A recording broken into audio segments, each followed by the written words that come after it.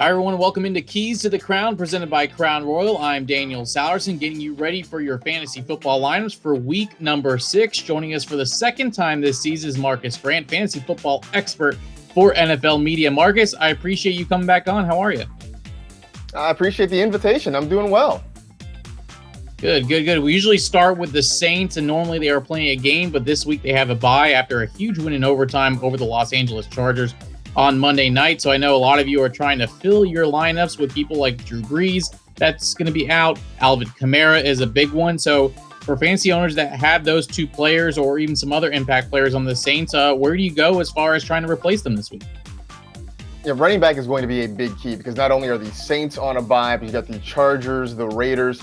They're also on a bye. So you got to really fill. The Seahawks as well. So you got to fill some running back spots. The first name that comes to mind for me is going to be Alexander Mattison there in Minnesota. Keep an eye on Dalvin Cook. He left the game on Sunday with a groin injury, and the Vikings will sort of play it by ear to see if he can go. But if he can't, Mattison steps in with a huge workload against a pretty bad Falcons defense. So he's a great pick. The other one I would suggest at running back would be Chase Edmonds in Arizona.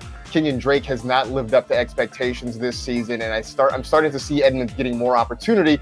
He's got a great matchup this week against Dallas, so he's a guy that I would pick up as well. As for the quarterback spot, Kirk Cousins, another guy who's sort of a streamer. He's not an every week starter, but I mentioned that matchup against the Falcons for Alexander Mattison. That applies as well for Kirk Cousins going against that Falcons secondary. He's available in a whole lot of fantasy leagues.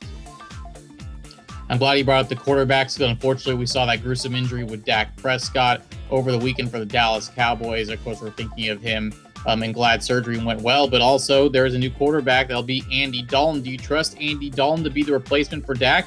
Or just like maybe the quarterbacks on the waiver wire, you should go out and try to find someone else?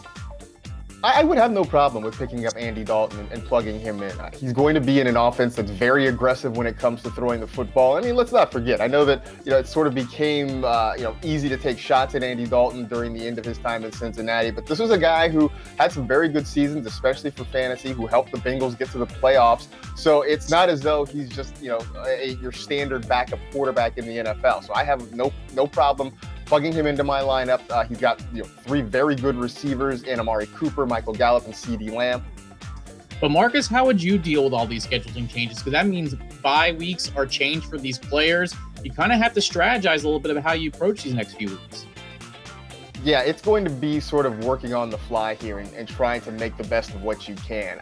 Some of the better strategies I have seen have been to suggest either designating a backup player. If you have a game that is sort of in limbo, like we saw earlier in the week with the Bills and the Titans, suggesting a backup player on Sunday. Like, hey, if this game is postponed or if it's canceled, I'd like these players to play in place of whomever is in my lineup. I think that's one way to sort of handle it.